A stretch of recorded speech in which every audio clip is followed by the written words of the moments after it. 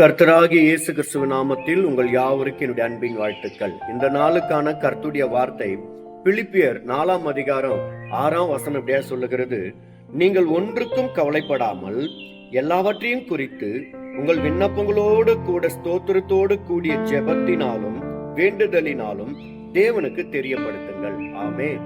எனக்கு அருமையான தேவ ஜனமே, உங்களுக்கு கவலைகளும் போராட்டங்களும் பிரச்சனைகளும் வரும் பொழுது நீங்கள் கவலைப்படாது இருங்கள் என்று வேதம் சொல்லுகிறது. ஏனெனில் கவலை கொள்ளுவதனால் ஒருவனும் தன் சரீரத்தில் ஒரு முழம் கூட்டவும் முடியாது, ஒரு முழம் குறைக்கவும் முடியாது.